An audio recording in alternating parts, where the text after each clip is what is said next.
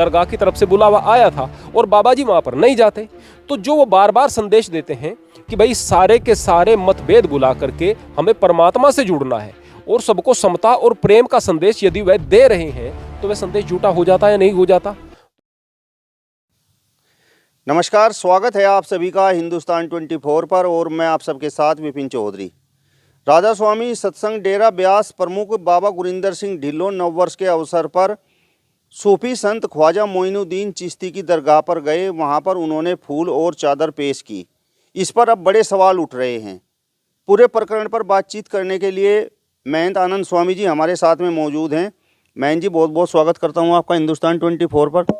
आपका भी श्री कृष्ण मंदिर गीता धाम में बहुत बहुत स्वागत है प्रियवर। बाबा गुरिंदर सिंह ढिल्लों दरगाह पर गए तो आपके हिसाब से उन्होंने सही किया या गलत किया? आप किस तरह से सोचते हैं? देखिएगा प्रियवर, मैं केवल यह कहना चाहूँगा कि हम इसको केवल धार्मिक दृष्टिकोण से न देखें। हम यह भी देखें कि एक व्यक्ति यदि किसी स्थान पर खड़ा हुआ है, उस व्यक्ति का उस स्थान पर क्या कर्तव्य है और उसे क्या करना चाहिए। जब तक हम इस तरीके से नहीं देखेंगे तब तक चीज़ें सही तरीके से नहीं बैठेंगी। घरों की लड़ाइयों का भी कारण यह है कि कई बार हम दूसरे वाले व्यक्ति के स्थान पर अपने आप को खड़े करके नहीं देखते हैं, इसलिए हम उसकी बात को ही नहीं समझ पाते हैं। अगर वहाँ पर बाबा जी को बुलावा आया था, दरगाह की तरफ से बुलावा आया था और बाबा जी वहाँ पर नहीं जाते, तो जो वो बार बार संदेश देते हैं कि भाई सारे के सारे मतभेद बुला करके हमें परमात्मा से जुड़ना है और सबको समता और प्रेम का संदेश यदि वह दे रहे हैं तो वह संदेश झूठा हो जाता है या नहीं हो जाता। यहाँ पर अगर हम बात करेंगे कि बाबा जी का संदेश यदि यह था कि जो भी संत मत से जुड़ने वाला व्यक्ति है उस व्यक्ति को हर प्रकार के मतभेद बुला करके केवल परमात्मा के नाम से जुड़ना है, एक नाम से जुड़ना है, उनका वो संदेश था, तो वो संदेश तो झूठा हो जाता। अब उस संदेश को सार्थक साबित करने के लिए जाहिर सी बात है उस बुलावे को स्वीकार करना उन्हें था ही। अगर स्वीकार ना करते तो इससे कहीं ज्यादा सवाल उठते। तो लोग सवालात क्यों उठा रहे हैं? एक व्यक्ति अगर किसी दूसरे व्यक्ति से खफा है, अब तक कोई अवसर नहीं मिल रहा, लेकिन उसकी गलती ढूंढेगा और अगर गलती नहीं भी है, सवाल उठाने का मौका मिल रहा, सवाल उठा देगा। ठीक इसी तरीके से राधा स्वामी सत्संग ब्यास से भी बहुत सारे लोग खफा हैं। कोई कट्टरवादी भी हो सकता है या विपरीत विचारधारा वाला भी हो सकता है, या कोई ऐसा व्यक्ति हो सकता है कि भाई हमारी बात इतनी नहीं सुनी जा रही, उनकी सुनी जा रही है, तो उनसे विपरीत विचार रखने वाले बहुत सारे लोग होंगे ना। तो उन विपरीत विचार रखने वाले लोगों को जैसे ही अवसर मिला उन्होंने सवाल उठाने शुरू कर दिए। तो ये सवाल तो उठते ही हैं, आप कुछ भी कर लें सवाल उठते ही हैं। अगर आप ऊंचाई पर हैं तो सवाल उठेंगे ही। वहां पर चले गए तो भी सवाल उठे, बुलावा आता और बुलावे के बावजूद ना जाते तो इससे ज्यादा सवाल उठते, तो लोग तो सवाल उठाएंगे। उसी दरगाह से सर तन से जुदा के नारे भी लगे थे, तो क्या वो दरगाह हिंदू विरोधी है? अगर वो दरगाह हिंदू विरोधी है तो महाराज गुरिंदर सिंह ढिल्लों, बाबा गुरिंदर सिंह ढिल्लों वहाँ पर चले गए हैं, तो क्या उनका ये कदम सही है? सबसे पहले मैं बता दूं कि जो दरगाह है वो ईंट पत्थर है, कंक्रीट है। तो कंक्रीट कभी कट्टरवादी नहीं होती, कट्टरवादी होते हैं इंसान, है ना। यहाँ पर मंदिर में अगर आप बैठे हुए हैं, ये मंदिर गलत नहीं हो सकता, मैं गलत हो सकता हूँ। हो सकता है कि मैं गलत काम करने वाला हूं, हो सकता है बुरा व्यक्ति हूं, तो मैं गलत हो सकता हूं, मंदिर गलत नहीं हो सकता है। ठीक इस तरह से दरगाह को ना आप सही कह सकते ना गलत कह सकते, वहां पर जो लोग हैं उनकी सोच क्या है। अब मैं सवाल इस बात पर उठाना चाहता हूं कि दुनिया में जहां पर भी इस्लाम के अंदर दिक्कत आती है वो कुछ चीजों को लेकर आती है। सबसे पहले तो यह कि यदि आप मुसलमान को यह समझाने की कोशिश करोगे कि देखो भाई इस्लाम में आतंकवाद है, तो सामने वाले क्या कहेंगे कि महात्मा गांधी को मुसलमान ने मारा क्या, इंदिरा गांधी को मुसलमान ने मारा क्या, राजीव गांधी को मुसलमान ने मारा क्या, ये लिट्टे हैं ये मुसलमान हैं क्या। तो फिर वो इतने सारे कुछ आतंकवादियों को गिनवा देंगे, यानी उन्होंने कुछ पहाड़े को रट लिया है। अरे भाई सारी जगह बुरे लोग हो सकते हैं, लेकिन यदि हम प्रतिशत को देखें तो इस्लाम के मानने वाले ज्यादा पाए जाते हैं आतंकवादी लोग। यह क्या कारण है? यह है कट्टरवाद। और यह कट्टरवाद कहां से पैदा होता है कि हम सही हैं और सब गलत हैं, यह कट्टरवाद होता है। जब भी आप अपने आप को श्रेष्ठतर मानोगे और दूसरे को कमतर मानोगे तो यहां से कट्टरवाद शुरू होता है। जैसे अतीत में हमारे यहां पर था, वो क्या था कि हम भाई क्षत्रिय हैं हम भाई ब्राह्मण हैं, हम ऊंची जाति के, हम सवर्ण हैं, और ये दूसरे दलित लोग हैं, ये शूद्र हैं, इस तरह का भाव आ गया था, कट्टरवाद आ गया था। उस कट्टरवाद ने बहुत सारी हत्या और अत्याचार कराए। तो जब भी यह भाव आ जाता है उस वक्त मारकाट आती है, अशांति आती है। जो लीबिया में हुआ, सीरिया में हुआ, मिडिल ईस्ट में हुआ, जहाँ केवल मुसलमान है वहाँ पर हुआ।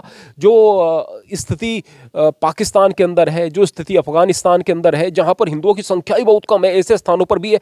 वो कट्टरवाद क्यों है? वो हमारी सोच के अंदर है। तो जाहिर सी बात है, इस्लाम के मानने वाले लोग, मैं कहूँगा बुरे नहीं है, मैं होता मैं भी ऐसा ही होता, और आप होते आप भी ऐसे होते। और जो जय श्री राम का नारा लगा रहे हैं, अगर वो मुसलमानों के यहाँ पैदा हो जाते तो वो अल्लाह अकबर का नारा लगाकर ठीक उसी तरह के काम करते। दिक्कत किस बात की है कि हम अपने थॉट प्रोसेस को ठीक नहीं करते हैं। हम केवल उस बात को जो हमें दे दी गई है सोच, उसके खिलाफ जाने को तैयार नहीं है। तो ठीक इसी विचारधारा से अभिभूत होकर के, उससे प्रेरित होकर के बहुत सारे मुसलमान इस बात को सोचते हैं कि बस इस्लाम ही श्रेष्ठ है, और जो भी दूसरे लोग कोई बात कह रहे हैं जो इस्लाम के विरोध में जा रही है, भले ही झूठी नहीं है, इस्लाम के विरोध में जा रही है, तो बस उस आदमी को खत्म कर देना चाहिए। इसी तरह की विचारधारा से प्रेरित होकर के कुछ लोगों ने वहां पर नारे लगाए। अब अगर वो नारे वहां पर लगे हैं, उन लोगों ने लगाए हैं ना, उन लोगों का बाबा जी समर्थन करते तो बात अलग थी, उन लोगों का तो समर्थन नहीं किया है। वहां पर उस दरगाह के विषय में यदि मैं बात करूं, उस दरगाह से बहुत सारे हिंदू भी जुड़े हुए हैं, ज्यादातर हिंदू जुड़े। मैं नहीं कहूंगा कि वो सही है या गलत है, मैं नहीं कहूंगा। मुसलमान भी सही नहीं मानते हैं, जो देवबंदी है वो सही नहीं मानते हैं, वो मजार को, दरगाह को बिल्कुल नहीं मानते हैं। बल्कि मैं कहूँगा बहुत सारे मुसलमान नहीं मानते, बल्कि मुसलमान खफा इतने ज़्यादा है, हिंदू तो है भी नहीं, जो नहीं मानता बस नहीं मानता, लेकिन ये मुसलमान जो नहीं मानता वो तो तोड़ने की बात करता है। जैसे कि जम्मू कश्मीर में तोड़ दी गई थी, कश्मीर के अंदर बहुत सारी दरगाहों को नष्ट करने का प्रयास किया गया आतंकवादियों के द्वारा। तो ठीक इसी प्रकार मैं कहना चाहूँगा कि जो वहाँ हिंदू भी जुड़े हुए हैं और बड़ी श्रद्धा से वहाँ पर जा भी रहे हैं।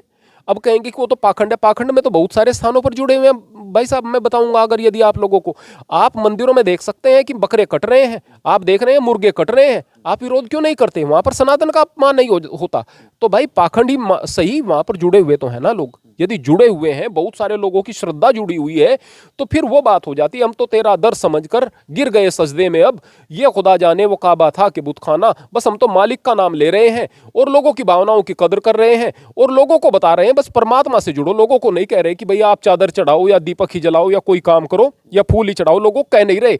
आप वहां पर गए, जाकर के वहां का जो प्रोटोकॉल है उसको फॉलो कर रहे हैं।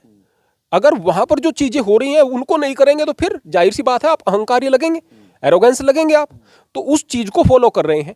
आप उस बात पर जाओ जो संदेश वहां पर बाबा जी देना चाह रहे थे। वहां पर संदेश था प्रेम का, वहां पर संदेश था मानवता का। यदि आप गणित के तरीके से देखना शुरू कर दोगे ना धर्म को, तो दिक्कत हो जाएगी। धर्म गणित नहीं होता है, धर्म के अंदर बहुत सारी चीजें देखी जाती हैं। यदि आपको मानवता का, प्रेम का और समता का संदेश देना है तो आपको इस तरह के कदम उठाने पड़ेंगे। भले ही वहां पर कट्टरवाद है, आतंकवाद है, लेकिन उन आतंकवादियों को भी आप आतंकवादी कहकर, उनको दुत्कार कर उनको ठीक नहीं कर सकते और आतंकवादी पैदा होते रहेंगे। उनको यदि अपने पास लेकर के आना है तो प्रेम से गले लगाकर ही उनको शिक्षा दी जा सकती है। आप कहेंगे पहले देख लिया और इस तरह से शीश कलम करा दिए गए, ये सारी की सारी चीजें हुई है। भाई बहुत सारे विरोधाभास हुए हैं, बहुत सारी चीजें जो आपको पढ़ाई गई हैं उनमें बहुत सारी चीजें ऐसी हैं जो कि अभी पढ़ना अधूरी हैं। मूल बात क्या है, उस समय की परिस्थितियां कुछ और थी, आज की परिस्थितियां कुछ और हैं। उस समय साम्राज्यवाद था, उस समय राजतंत्र था, आज प्रजातंत्र है। आज के हिसाब से जो चीजें होनी है उनको कोई प्रतिष्ठित व्यक्ति करता है तो उसकी मंशा को देखो, उस घटना को नहीं। सवाल ये भी उठ रहा है कि बाबा जी दरगाह पर तो चले गए लेकिन मंदिर नहीं गए, और राधा स्वामी संत मत से जो लोग जुड़े हुए हैं उनमें ज़्यादातर हिंदू हैं। सवाल पूछने वाले ये भी कह रहे हैं कि बताओ राधा स्वामी संत मत से कितने मुसलमान जुड़े हुए हैं जो महाराज जी, बाबा जी वहाँ पर दरगाह पर चले गए। सबसे पहले मैं आपको एक चीज़ बता दूं प्रियवर, कि हिंदू तो दुनिया में सबसे ज़्यादा सहिष्णु है। वो हर चीज़ को स्वीकार करेगा, हर चीज़ का सम्मान करेगा। वो बात अलग है कि कट्टरवाद यदा कदा आते हैं। आज अगर हिंदू कट्टरवादी हो रहा है, इसलिए हो रहा है कि उसने बहुत लंबे समय तक अत्याचार को सहन किया है, इसलिए हो रहा है। यानी प्रतिक्रियात्मक कट्टरवाद है यहाँ पर, वो जन्मजात कट्टरवाद नहीं, वो प्रतिक्रियात्मक कट्टरवाद है। आपको देखना चाहिए कि यदि एक देश पर आकर, जहां पर लोग बाग रह रहे हैं, बाहर से आक्रमणकारी आकर के हमला करते हैं, मारते हैं, काटते हैं, लूटते हैं, बोले कि नहीं वो तो ऐसे ही आए थे और प्यार से यहाँ पर राजाओं से कहा भाई अपनी गद्दी छोड़ दो और हम यहाँ पर बैठेंगे, ऐसा तो नहीं हुआ ना। बाहर से कोई आएगा, मारेगा, काटेगा। अब जब मारेगा, काटेगा, आपकी आस्था पर भी प्रहार करेगा, आस्था पर प्रहार करेगा, आपके मंदिरों को भी तोड़ेगा, सारी की सारी चीजें। तो जो यहाँ पर कट्टरवाद है वो प्रतिक्रियात्मक है, वरना यहाँ पर कट्टरवादी नहीं है। ये बात स्पष्ट रूप से साबित है आंकड़ों से कि केवल भारत एक ऐसा देश है जहां पर सारे धर्म आकर फलते फूलते हैं, इस बात में कोई शक नहीं है। तो ठीक इसी तरीके से हिंदू तो भाई उदारवादी है, तो जाहिर सी बात है जहां भी प्यार की बात कोई करेगा वहां पर जाकर जुड़ेगा। तो राधा स्वामी सत्संग ब्यास से भी हिंदू जुड़े हुए हैं, इस बात में कोई शक नहीं है, ज्यादा जुड़े हुए हैं, इस बात में कोई शक नहीं है। लेकिन यहाँ पर सवाल दो हैं कि भाई अगर राधा स्वामी सत्संग ब्यास मंदिर को, मस्जिद को या गुरुद्वारे को, इन्हीं को प्राथमिकता देता है। अगर मैं यहाँ पर बाबा गुरिंदर सिंह ढिल्लों के विषय में बात करूँ, वो तो सिख हैं, वो पगड़ी भी पहनते हैं, सिखों की तरह से दाढ़ी भी रखते हैं, सब प्रकार के कार्य सिखों की तरह से करते हैं, गुरुद्वारे भी जाते हैं। लेकिन आप लोगों को तो नहीं कहते ना कि आप लोग गुरुद्वारे जाओ, आप लोगों से तो नहीं कहते ना कि आप मेरी तरह से अनुसरण करो, दाढ़ी रखो या पगड़ी बांधो, आप लोगों से तो नहीं कहते हैं ना। तो वहां पर तो उन्होंने स्वतंत्र छोड़ा है। बस मूल बात क्या है कि बस मालिक का नाम लो और हर प्रकार से सेवा और सिमरन करो, मालिक का नाम लो, है ना। आपको किसी चीज से जोड़ते तो नहीं है। तो ठीक इसी प्रकार से वहां पर आप लोगों को भी ये सोचना चाहिए कि यहां पर हम बाबा जी की किसी व्यक्तिगत चीजों पर टिप्पणी ना करें। फिर आप कहेंगे कि भाई ये चीजें तो व्यक्तिगत नहीं रह जाती, जब आदमी वहां पर पहुंच जाता व्यक्तिगत नहीं रहती, तभी तो जाकर ऐसे काम करने पड़ते हैं ना कि भाई ये जो मानवता का और प्रेम का संदेश दिया जा सके। मूल बात पर मैं फिर से आता हूं, हिंदू ज्यादा हैं मानने वाले, इस बात में कोई शक नहीं है, लेकिन हिंदुओं की तरफ से किसी मंदिर की तरफ से बुलावा नहीं आया। बुलावा आता और इधर से दरगाह से भी बुलावा आता, मंदिर ना जाकर दरगाह में जाते तो मैं भी बैठ करके विरोध कर रहा होता। मैं तो राधा स्वामी सत्संग ब्यास से जुड़ा हुआ नहीं हूं, लेकिन मैं भी बैठ करके विरोध कर रहा होता। लेकिन यहां पर मैं गलती ये कहूंगा, हिंदुओं की गलती कहूंगा कि भाई बाबा जी को आप अछूत क्यों समझ रहे हो? आप ऐसा क्यों समझ रहे हो कि भाई ये चले गए हैं तो बस ये तो अलग है वगैरह वगैरह? अछूत क्यों समझ रहे हो? यदि दरगाह वाले लोग अछूत नहीं समझ रहे तो आप भी अछूत न समझो, आप उनको बुलावा दो। आप उन्हें बुलावा देते प्राण प्रतिष्ठा के समय, अयोध्या में आप बुलावा देते शिलान्यास के समय। हो सकता है कि बहुत सारे वहां पर सेवादार जाते और वहां पर सेवा करते और बहुत सुंदर तरीके से एक आयोजन होता।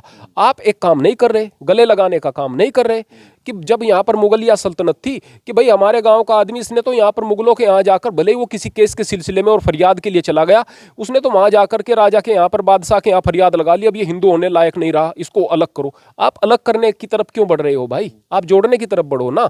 तो जाहिर सी बात है, आप अगर निमंत्रण दोगे, बाबा जी वहां नहीं जाएंगे या उस प्रोटोकॉल को फॉलो नहीं करेंगे, तो जाहिर सी बात है आप विरोध करना। जहां कोई बुलाएगा वहां उसका सम्मान किया जा रहा है। किसी मन्नत के लिए बाबा जी नहीं जा रहे हैं, वहां कुछ मांगने के लिए नहीं जा रहे। उस भाव का सम्मान किया जा रहा है कि बुलाया जा रहा है, और उस संदेश को बताने की कोशिश की जा रही है कि भाई यहां पर हम ऊंच नीच से उठ करके, अपना पराया से उठ करके, हिंदू मुसलमान से उठ करके सबको मालिक के नाम से जोड़ते हैं। ये बात है बस। बाबा जी कहते हैं कि भजन करो, सुमिरन करो, सेवा करो, और पाखंड का भी वो विरोध करते हैं। तो जिस तरीके से वो दरगाह पर चले गए और उन्होंने फूल चढ़ाए, चादर पेश की, तो कुछ लोग तो ये कह रहे हैं कि क्या ये पाखंड नहीं है? देखिएगा, पाखंड तब होता जब वह मंदिर में जाकर के और मस्जिद में जाकर के और अलग अलग स्थानों पर जाकर के रोज इस तरह से अपने लिए दुआएं मांगते। एक काम होता है इसलिए कि मैं पूजा कर रहा हूं, इबादत कर रहा हूं, और एक काम होता है इसलिए कि सामने वाले ने बुलाया और मैं चला गया, मैंने उनकी भावनाओं की कद्र कर ली। यहां पर दोनों चीजों में फर्क होता है।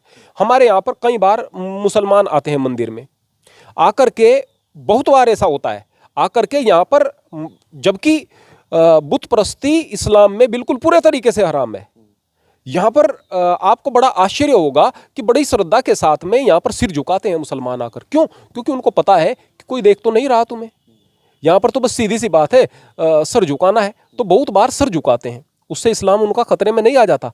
पता उनको भी है अंदर से कि वो मालिक है, और पता उनको भी है अंदर से कि भाई जहां सर झुकाना चाहिए वहां झुकाना चाहिए। तो जाहिर सी बात है, उससे वो ऐसा नहीं है कि गैर मुस्लिम हो गए हैं। जिस स्थान पर आप जा रहे हैं ना, उस स्थान पर जा करके आप उस प्रोटोकॉल को फॉलो करें, उन नियमों को फॉलो करें। यह एक अच्छे आदमी की निशानी हुआ करती है।